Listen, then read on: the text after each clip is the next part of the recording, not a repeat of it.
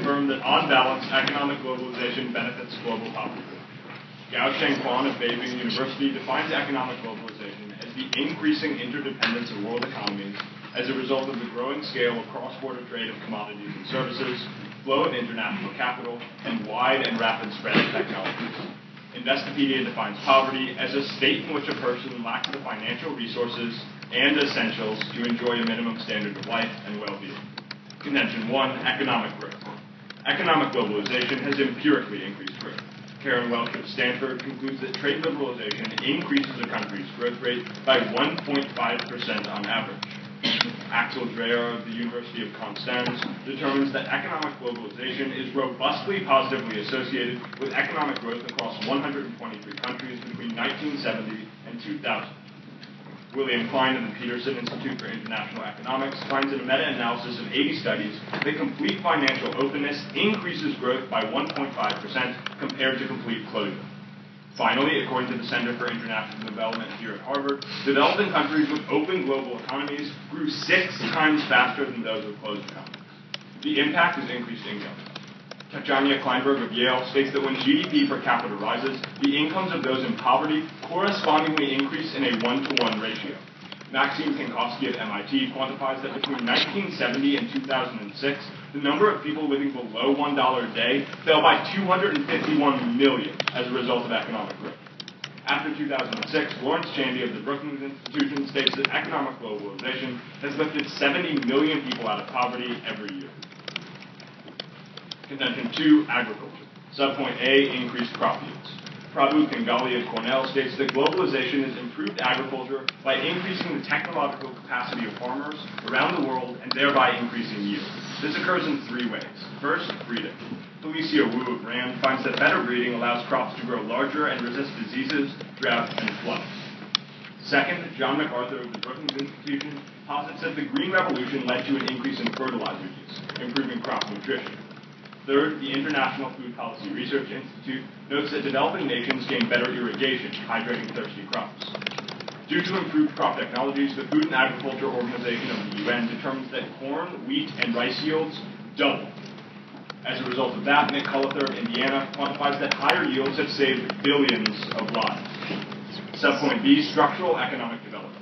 Economic globalization causes countries to shift from agrarian to industrial economies. This is for 2 reasons. First, economic globalization provides the technology for nations to industrialize. Second, it provides countries with the capital to industrialize. The McKinsey Global Institute quantifies that as a result of globalization over the past 30 years, 900 million non-farm jobs were created, and in the past 20 years, 620 million people were lifted out of poverty as a result. Contention 3, foreign aid reduces poverty. This occurs in 3 ways. First, education. According to the United Nations, the number of children out of school has fallen by 47 million since 1999 due to aid that went to building millions of schools and training millions of teachers every year. Second, preventing diseases. UNICEF vaccinates 40% of children in developing countries. Third, water.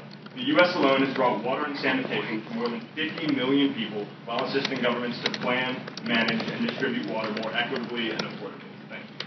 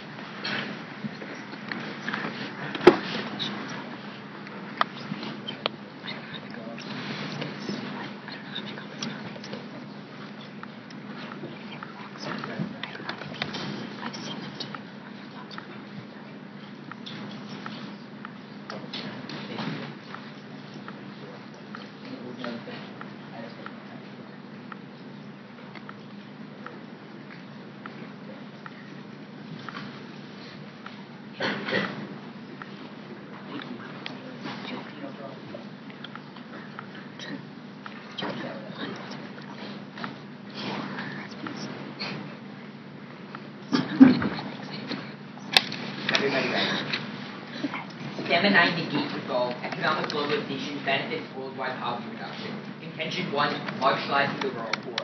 Globalization undermines the well-being of the rural poor in 3 ways. First, by encouraging a shift to cash crops. According to Deborah Reddy in Texas A&M, globalization and the subsequent expansion of markets led to a flood of Western agricultural products onto the market. Since poor countries cannot compete with superior resources and technology of developed countries, globalization forces poor farmers to adopt cash crops in the hopes of making a living.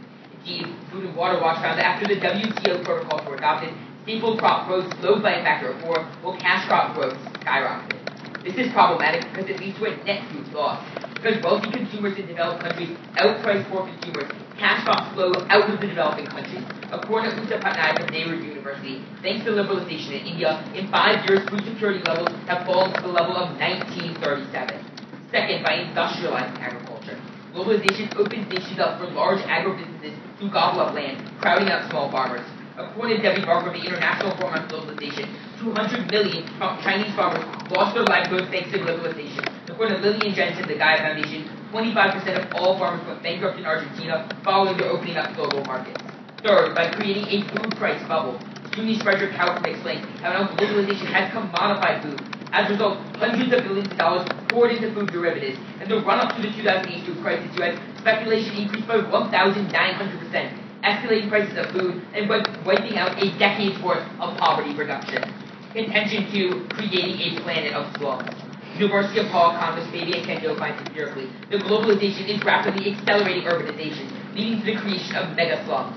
Mike Davis of UC Riverside explains, agricultural deregulation has created a surplus of rural labor, driving urbanization, while simultaneously the globalization of real estate markets has meant that inner city land values have skyrocketed, pushing hundreds of thousands of people into peripheral slums.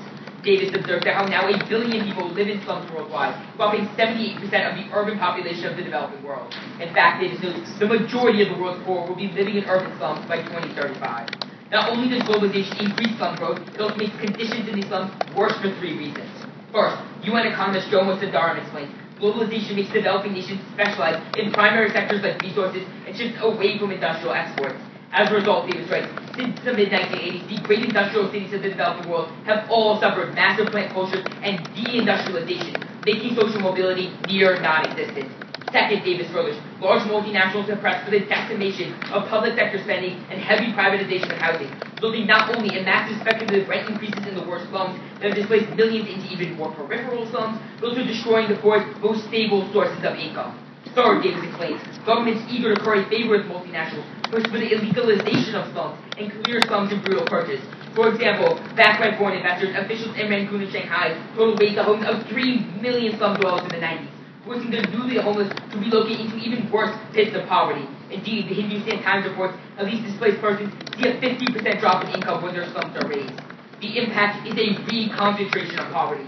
Davis explains, most slums are built on the periphery, roughly 30 miles outside the city, and the population concentration sometimes in excess of 200 times their urban counterparts.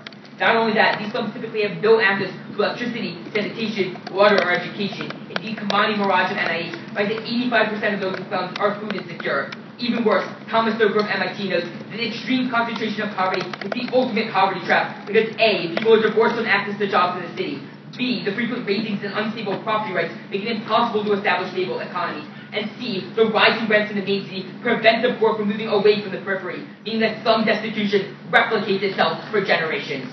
Break the cycle of poverty and vote negative.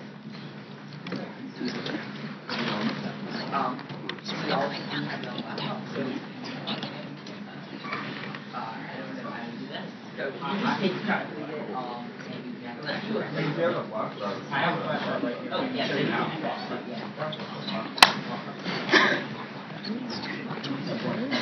yes. That David and I are trying, want to bring in the trend of everyone having a flash drive, and they won't just flash it to me. You take the PDF.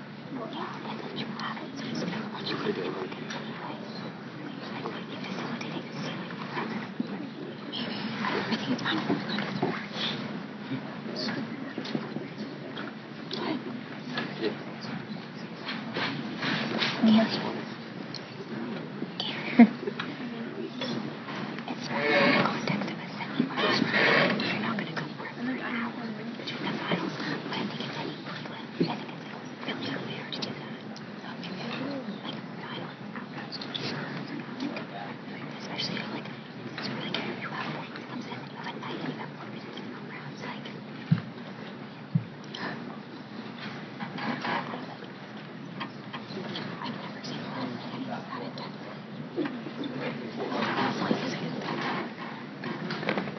Oh, because it was like the second or third. I'm not supposed to write down. I can't do that.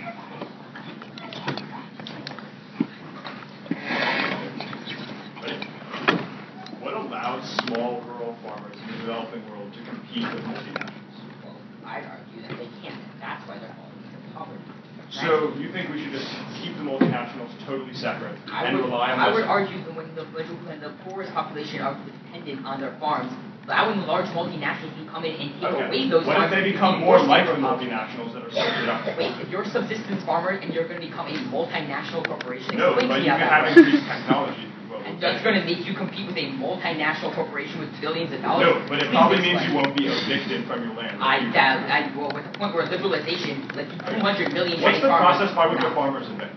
I would argue two factors. One, they're pushing the poverty kids. They can't compete with the multinationals because they're running them out because they can literally, no matter what, multinationals have more capacity. As you said, the subsistence farmers, they grow food to feed themselves. B, I would argue that the unstable property rights that exist in developing nations means that things like land grabs can occur in favor of multinationals. For example, 60 million people being kicked out of their land in Africa as a result of land grabs. The unstable property rights. What's a land grab? A land grab is when a multinational or a country literally takes away a land because the unstable property rights that exist in the developing world means that farmers can't hold on to that land because they're not recognized by the government. Okay, Can I ask you a question? Do you mind giving me a warrant for that first contention? Economic growth? Yeah, There are three things. So trade liberalization, foreign direct investment, and Can technology. you explain to me how that works? Yeah. So in foreign direct investment, so people invest in infant industries in the developing Okay, world. so can you tell me how much that investment has increased? It's increased growth by 1.5. Okay, so how do we know this is not like a correlation? Because Foreign direct investment is economic globalization. Yeah, okay, sure. But how do we know that that's a correlation? Because you say like foreign direct No, investment, it's but false. none of your Economic cars ever tie foreign direct investment to globalization, right? Wait. Or if you Foreign don't- direct investment Sorry, is definitionally economic I agree. globalization. Sorry, don't tie foreign direct investment to the growth. You literally just assert it, right?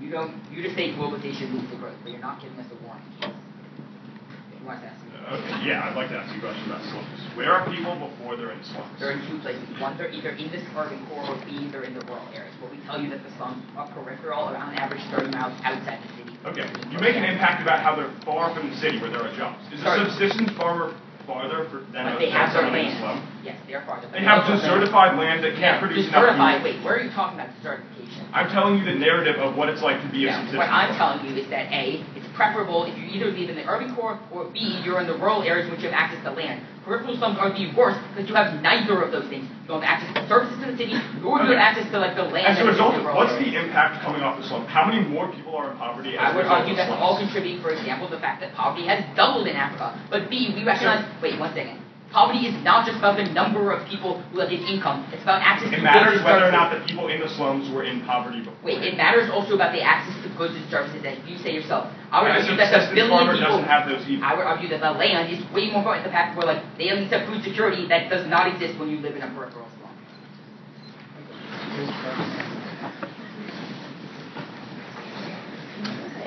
Why is either something like really pissed off before this round, or is like really passionate about this case?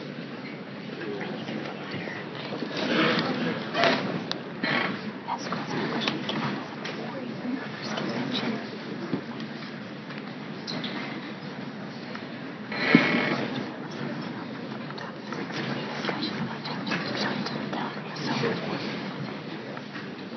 Probably true.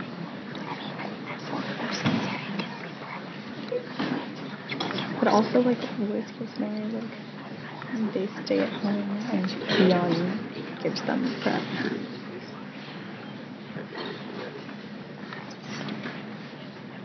Who's going to be a lab leader this year? I don't know. I haven't signed anything technically. Did you sign up for India? No. That's it. I think I'm not. I'm not already signing up. I'm training my baby back. Okay. Is everyone ready? It's going to be an overview, then straight on. Let's begin. As an overview, the way that you are going to decide the round is going to be based on the number of people that have been put into poverty or lifted out of poverty as a result of economic globalization. That is going to be the empirical basis for which this debate round is decided. Now let's go to their first contention, where they talk about the rule of poor. Their first argument under this contention is that there has been a shift to cash crops. First, they do not quantify how much the rural poor are no longer growing food. If the rural poor were only growing, I don't know, cotton in the status quo, they would all be dead. That's not what's happening. Clearly, something else has happened. And that something else is what the Food and Agricultural Organization of the United Nations says, which in our second contention says that not only have corn and wheat yields doubled, but also rice yields have doubled. All of those things are things that poor farmers still consume. They are not proving that cash crops trade off. But secondly, their evidence saying that food security has fallen is only specific to India. Prefer evidence from Mateen Kane of the University of Göttingen, who, in a meta-analysis of 147 studies, finds that when you take into account all of the harms from the commodification of agriculture that they're talking about, and all of the harms that multinational corporations might put on rural farmers, rural farm income increases by 68%, and that increase in income increases based on whether you are in a developing country or not, because those farmers have more to gain from the technology. Go to their second argument under this contention, which is about industrialization. First, they say that 200 million farmers are displaced and that they lose their livelihoods. But this contradicts with their second contention, which says that they find employment in the city. This also contradicts with our evidence from the McKinsey Global Institute, who finds that in the past 30 years, 900 million non-agricultural farm jobs have been created. That outweighs any arguments that they're going for under this, because they say that 200 million farmers were displaced in Argentina. But we say globally, 900 million non-farm jobs were created so that those farmers could be employed. And in the past 20 years, 10 years after those jobs were created, 620 million people were lifted out of poverty as a result. That turns the contention really hard. But third, go to the food price bubble argument. First, I read their case, and when they cite evidence that says that that it wiped out a decade's worth of poverty reduction, that's analytical. That's not in the evidence. They wrote that in. But second, escalating food prices are going to benefit the rural farmers that are left. They say that escalating food prices are terrible. But that's not true. Escalating food prices means that rural farmers are going to earn more income. And if they're going to say, well, it's bad for the industry on the whole, that would only weaken the power of corporations that they say is so bad. So again, it turns their argument in several different ways. Now go to the slums argument. First, we agree that globalization accelerates the rate at which slums are created, but not that that it is the root cause. They give several different arguments out of this. So they talk about the shift from industry, but our argument is that slums are better than rural agriculture. This is true for two reasons. First, in rural agriculture, without economic globalization, farmers would be starving. They would not have enough food to live. But second, with an increase in proximity to the city, with the 30-mile radius outside of the city, you have a greater risk of achieving the benefits that they say you can't achieve in a slum. You have a greater risk of achieving infrastructure, of achieving healthcare, of achieving a number of different things. And this is capitalized by the World Bank, who finds that poverty is 17.8 percentage points lower in urban areas than in rural areas. That includes evidence about slums, and that shows that comparatively, our advocacy is far better.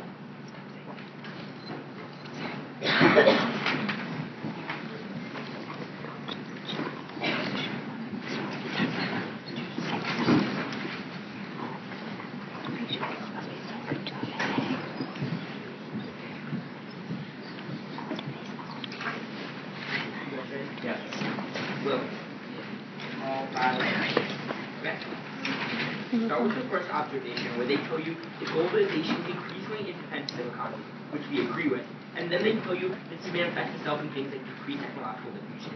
Although we agree with the overall sentiment, just be aware that just because technology is increasing does not by definition mean globalization, unless that technology contributes to an increased independence of economies. Then they give you this observation saying the poor lack resources, and that's what poverty is. We 100% unequivocally agree with that statement. The reason why that's so absolutely important is because it contradicts their next contention.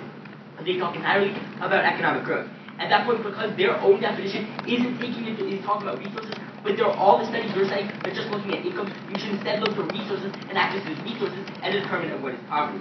Now let's go into the first contention, which talks about economic growth. The first problem with this is something that Will pointed to a crossfire. It's the glaring thing they're missing, which is a single warrant in this contention. You can't vote on a contention without a warrant for a couple of reasons. One, it could be entirely correlation to the point where domestic reforms could explain this increasing growth. Second, it doesn't take into account access to food and access to basic needs, like what they're telling you the framework is what poverty is. But the third problem with this is this idea of a threshold, which is that the way they quantify poverty is whether or not someone goes above the $1.25 a day line, which is an arbitrary line. The reason why that's such an important distinction is because if you fall from $1.24 a day to say 24 cents a day, they don't tell you that increases poverty because you don't cross that magical threshold. To the point where the people who are already poor, who are seeing these harms, that's going to be of the crucial term. Then they tell you that growth is going to lead to higher income to decrease poverty. That might be true about normal growth when it leads because of productivity. But globalization-led growth doesn't contribute to that because all the benefits of globalization are going specifically to the rich who have better access to all these things. As a result, it's not going to be increasing income for the poorest of the poor. Now going to the next contention, which talks about agriculture. Subpoint A talks about yields. Now, the first and third words about breeding and concentration, have no link into actual globalization. It's not like the hydration in the water is being shipped from another country. At that point, it's not actual link into globalization itself. Then we give you this link. It says talking about increased fertilizer use. The problem with that is that even that increases yields in the short term, that decreases yields in the long term because it harms the environment. At that point, if you want to look at yields that they're telling you, we're actually going to be seeing it to net harm. But the third problem with this is even if you do find that yields are increasing, that's not going to matter if access to food actually declines. This could be true because yields could increase when they're going to cash costs instead, which is the total quantity of food. Second, to the point where all this food is getting exported to developed nations, which means the poor don't get access to food. And third, when you get displaced in the slums, where there is no access to food because no markets exist there, where 85% of people are food insecure, that's going to be a really bad thing overall, even if yields increase. Then they tell you that yields are increasing 2 times. That's because of green revolution, not globalization. Then they give you the second subpoint, which talks about structural changes, moving to industrialization. The problem is that when we actually look at the real world, we actually see deindustrialization occur. UN economist Jomo Sundaram explains that the vast majority of this investment, from foreign direct investment, goes specifically to the mineral and resource extraction. The reason why that's so bad is because it's trading off with investment in things like industry, and as well, when he looks at the world, we've seen a net reduction in industrial jobs. That's a net reduction, and a deindustrialization, particularly in sub-Saharan Africa. If they talk about industrialization good, that's actually going to be a compelling reason to engage. Now let's go to the third contention, which talks about aid. The first problem with this is it's not an example of economic globalization. We've been doing aid for a century. It's not globalization. Second, we see that aid overall is going to be a bad thing. Claudia Williamson of Appalachian State University explains the countries know that if they still have a problem, if they still don't invest in education, have a lot of disease, they'll just get more aid coming in. As well, it creates perverse incentives not to increase their domestic investment because they know that means more aid will flow in. As well, aid's going to be a negative. Lastly, we can actually see this in empirically confirmed. Tomia Vasco of the University of Virginia actually finds that when you increase aid, it actually increases the total amount of poverty in that country. As a result, when you either look to the empirics or look at logic, it's clear that you should engage. Thank you.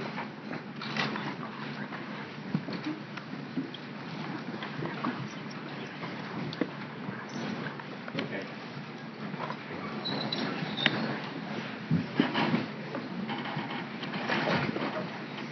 Is everyone ready? Let's begin. So does our definition only talk about quality of life? Access to basic needs and resources. It says the income and essentials for a minimum quality of life. Sure. I just wanted to clear that up. Sure, but we still contend it's more useful for the basic needs and resources because it is a better determinant. Oh, why is it a better determination? Even if I have an income that's 10 cents higher, if I don't have access to food, I would probably be worse. That's not true. Let's look to how much 10 cents buys you in any of these countries. For instance, in Niger, 10 cents is sufficient to buy you an additional pound of tomatoes each day. Let me finish. In Bangladesh, an additional pound of rice costs another 35 cents a day. So the argument that we are making with an increase in income is that a small increase in income is sufficient to improve your food security. Here's the important part. Even if you can afford the food, even if your 10 cents and your dime can buy you more food, if you don't have access to food, you still can't get it. Okay. Right? Okay. That's the entire argument we're making. Do you have a question? Yes. So when you quantify poverty, right? Yes. How does it determine whether someone's lifted out of poverty or put back into poverty as per your framework?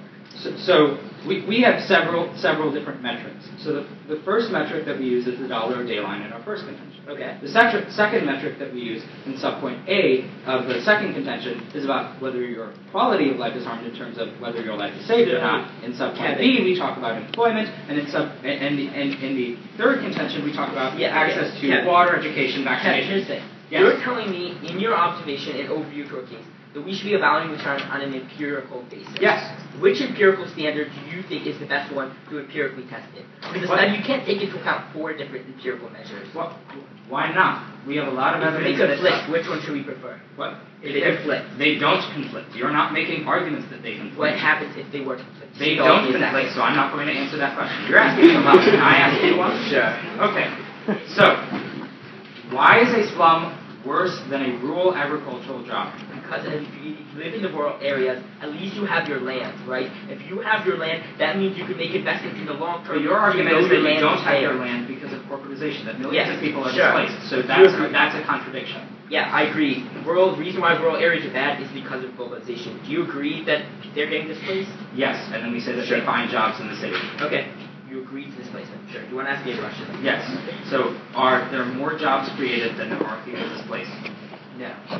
Okay. So do you have evidence that says that that fewer than 200 million jobs are created? Yes. We've seen negative 22 million created. Okay. That's less than 200. Okay. Can you cite that evidence in a speech? The rebuttal. Where? Let's see.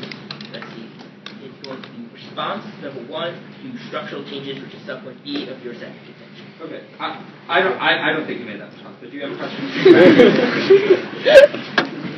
No.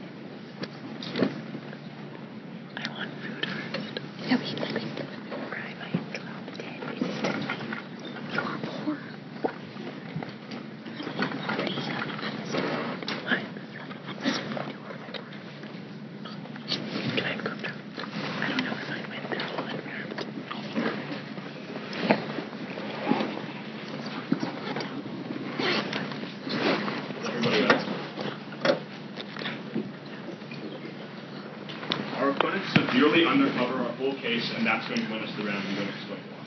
First, economic globalization causes economic growth. They say there are no wants, there certainly are. Trade liberalization increases growth because what happens is we decrease the price on imports, and thus those goods are less expensive. We see an increased growth rate of 1.5% empirically. Foreign direct investment, which is economic globalization, increases growth by 1.5% because capital gets to the infant industries that need it most. That's why, empirically, open economies grow 6 times faster than closed ones. Our opponents don't respond to that. You're seeing that economic globalization certainly causes growth. Now why growth reduces poverty. Our opponents give some analytics here, but they can't combat the empirics from Yale. That there's a one-to-one relationship between GDP increases and the poverty and the impoverished income increase.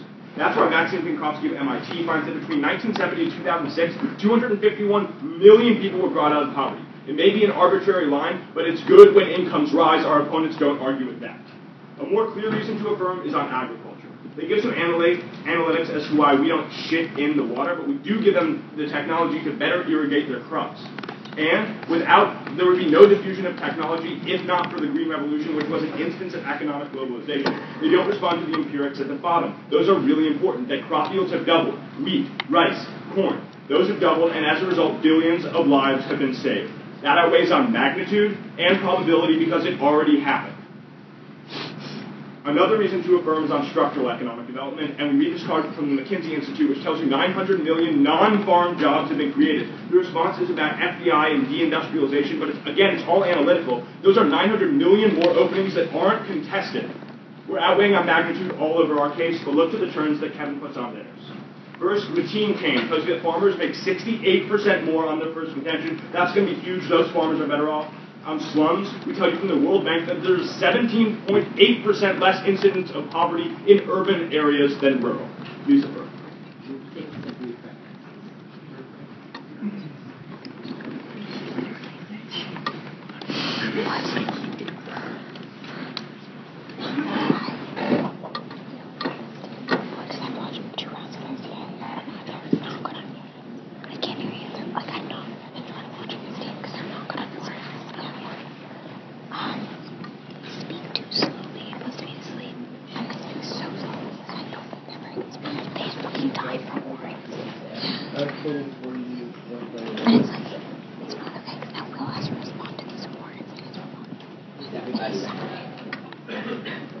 When opponents come up with your empirical statistics like 900 million jobs created, recognize that looking at a very one-dimensional analysis of poverty at the point where it's looking at A, an arbitrary threshold of income, and B, failing to take into account access to basic needs and services. Those are the definitions you should prefer. If we prove that, you vote negative. We link it in three ways. First, let's talk about urban poverty. What we tell you is that the increased surplus rural labor created by liberalization, but simultaneously the globalization of real estate markets into speculation, pushing people into programmed rural slums. We tell you, and they never respond to you, conditions in these slums are terrible because A, it's deindustrialization, B, the decimation of public services that formerly provided jobs to people, and C, the raising of the slums and insecure property rights. And they come up here and tell you, in the bunch of responses, the slums are better than rural agriculture. We recognize A, the reason why rural agriculture is so bad is because of globalization, and B, from Davis, his peripheral slums with 78% poor, actually worse than rural agriculture because they're so concentrated, and A, they have lack of access to land, and B, have lower access to sanitation and access to jobs. So here's how you weigh the argument. From Stoker, tells you the concentration of poverty is the root cause of poverty and it decimates long-term mobility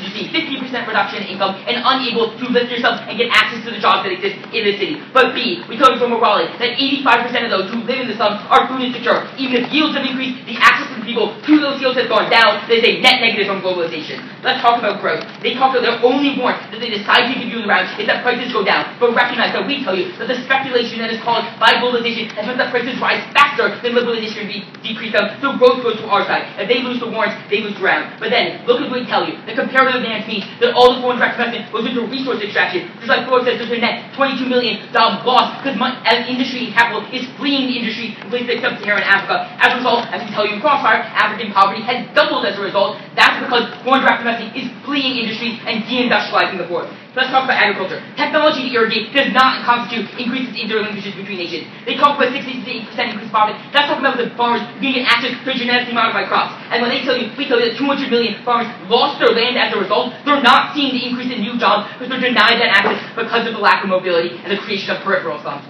For all these reasons, we are very proud to negate.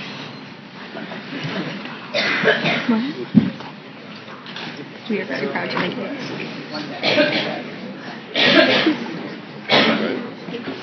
What was the third voter? Good job. What was the third voter? Okay. Everyone ready? As a result of your advocacy, how many people do you say go into poverty? I would argue that the billion people who live in slums have been worse than poverty. Okay.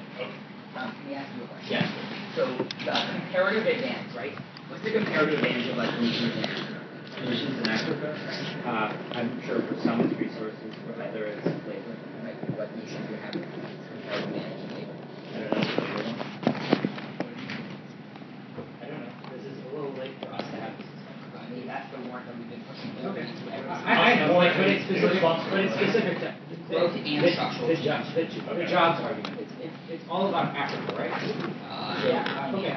So as a result of the comparative advantage of resources, how many people are in poverty? What I would argue is that A, is African poverty is doubled, so I'd argue that A is How many? Because we have how many people are in the African continent? 600. I don't know that.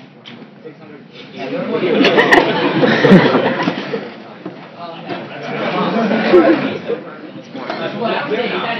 You don't have evidence that says that over 1 billion people are pushing poverty. Our assertion is that 680 million people live in poverty. I would argue that in Africa. way more people live in Africa. There are over a billion. But I would argue when you compare statistics like number of people lived out poverty, that is a complete correlation, and if they're not getting the only warrant you read that impact. Don't we read a second about when you have foreign direct investment into infant industries that allows them to okay, grow? we literally respond to that by saying foreign direct investment doesn't go into the industry, it goes into resource extraction. Only in countries that aren't infant. All of your responses to our case are about Africa. The resolution is about worldwide poverty. I would argue that's where most of the poor people in the world have. That's not true. That's not how it was before.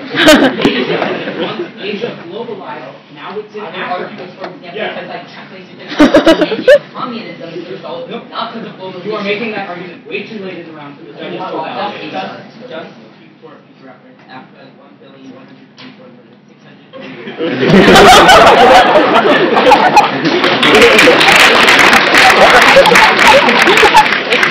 Doubling the number of poverty there would be pretty equal to that. Okay, do you have a question? Yeah, so we're going to be talking about like, here's a 68% number for us. It's not going to be much, right? Is that a technology that people develop? So what percentage of people, so it's only talking about GMOs, you give me like the number of people who like, and the forearms that who have access to GMOs? Millions. Yeah. Yeah. So Brian, I know there are 15 million small farms, but there are many farms. What? How many people are there? Several billion. 7 billion. Yeah. Okay.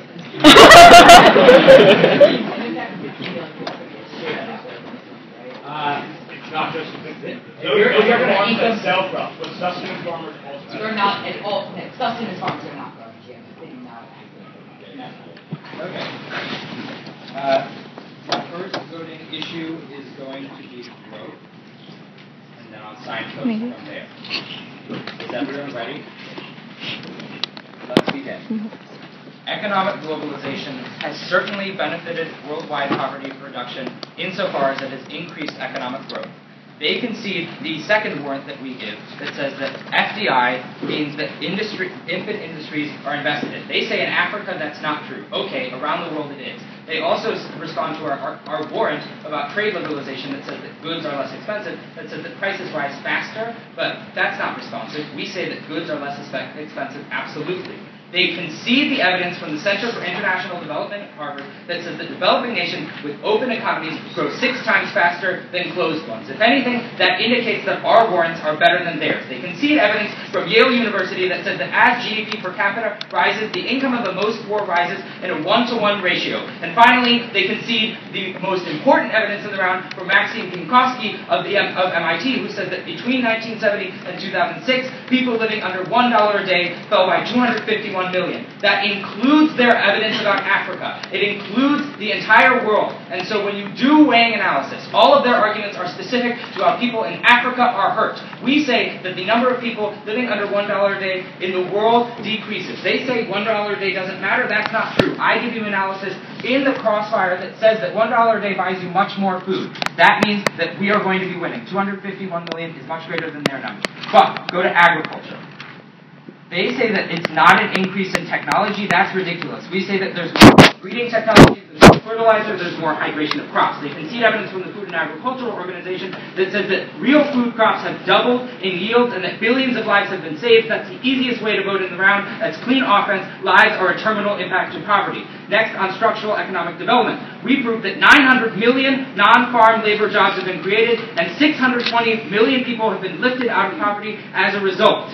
Again, that's more clean offense. They're talking about how in Africa that doesn't work.